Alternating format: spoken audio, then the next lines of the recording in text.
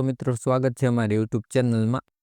આજે આપણે વાત કરવાના છીએ ઝટકા મશીન સહાય યોજના 2024 વિશે। સોલાર તાર ફેન્સિંગ યોજના પર સરકાર આપશે સહાય। ખેડૂતો માટે વધુ એક સારી યોજના ચાલુ થઈ છે કે જે યોજનાનું નામ સોલાર તાર ફેન્સિંગ યોજના છે। જો કોઈ ખેડૂત મિત્રો સોલાર તાર ફેન્સિંગ મશીન લગાવવા માંગતા હોય એટલે કે ઝટકા મશીન માટે સરકાર દ્વારા ખેડૂતોને ખરીદવા ઉપર સહાય આપવામાં આવશે। ઝટકા મશીન ખરીદવા ઉપર ખેડૂતોને 15,000 સુધીની સહાય આપવામાં આવશે। ઝટકા મશીનમાં સોલાર હોવાથી ખેડૂતોને તેને ચાર્જિંગમાં મૂકવાની જરૂર પડતી નથી। તો આપણને આ યોજના વિશે વધારે જાણીએ। સોલાર તાર ફેન્સિંગ યોજના 2024। સોલાર તાર ફેન્સિંગ એટલે કે ખેડૂતો ઊભા પાકના રક્ષણ માટે જે લગાવવામાં આવતું ઝટકા મશીન છે। તે ખેડૂતોને ખેતરને ફરતે ફેન્સિંગ તાર દ્વારા લગાવવામાં આવતું હોય છે, જેનાથી પાકને બગડતા કરતા પશુઓને અને જંગલી જાનવરો કે જેવા રોજ, ભૂંડ અને નીલગાયની સુરક્ષિત મળે છે। ગુજરાત સરકારના ખેતીવાડી વિભાગ દ્વારા આ યોજનાનું અમલીકરણ કરવામાં આવ્યું છે, જેના થકી ગુજરાત રાજ્યના તમામ ખેડૂતોને આ યોજનાનો લાભ મળી શકે છે।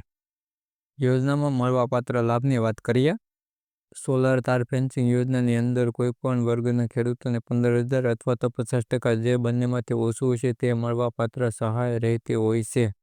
યોજનાની અંદર લાભ મેળવવા માટે ખેડૂતોએ સૌપ્રથમ ઓનલાઈન અરજી કરવાની રહેશે। ત્યારબાદ તે સોલાર પાવર યુનિટ કિડની ધાર ધોરણ મુજબ બજારમાંથી ખરીદી કરી શકશે। સોલાર તાર ફેન્સિંગ ઝટકા મશીન યોજનામાં લાભ મેળવવા માટે ઓનલાઈન અરજી કરવાની રહેશે। યોજનાનો લાભ 10 વર્ષમાં એક વખત મેળવી શકો છો। ખેડૂતે ખાતેદાર ગુજરાત રાજ્યનો હોવો જરૂરી છે। જે ખેડૂત મિત્રોએ આ યોજનાનો અગાઉથી કાંટાવાળી તારની વાડ બનાવવા માટે યોજનાનો લાભ લીધેલો હોય છે, તે ખેડૂત મિત્રોને આ યોજનાનો લાભ મળવાપાત્ર રહેતો નથી। સોલાર ઝટકા મશીન યોજનાની જરૂરી ડોક્યુમેન્ટની વાત કરીએ। જાતિનો દાખલો જો લાગુ પડતો હોય તો, દિવ્યાંગનું પ્રમાણપત્ર જો લાગુ પડતું હોય તો, રાશન કાર્ડ અને આધાર કાર્ડની નકલ, 7/12 અને 8ના ઉતારાની નકલ, બેંક પાસબુકની પ્રથમ પેજની નકલ, સંયુક્ત ખાતેદાર હોવાનું હોય તો સંમતિપત્ર, આટલા ડોક્યુમેન્ટની જરૂર પડશે।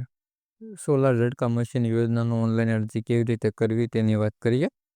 આ યોજનામાં લાભ મેળવવા માટે તમારે ઓનલાઈન અરજી કરવાની રહેશે। ઉપરની તારીખ જણાવ્યા અનુસાર તમારે ઓનલાઈન ફોર્મ ભરી લેવાનું રહેશે। ઓનલાઈન ફોર્મ ભર્યા માટે તમારે આઈ ખેડૂત પોર્ટલની ઓફિશિયલ વેબસાઇટ પર જઈને ખેતીવાડી વિભાગમાં ઓનલાઈન અરજી કરવાની રહેશે। ઓનલાઈન અરજી કર્યા બાદ કન્ફર્મેશન કરવા અને પ્રિન્ટ કઢાવવાની રહેશે।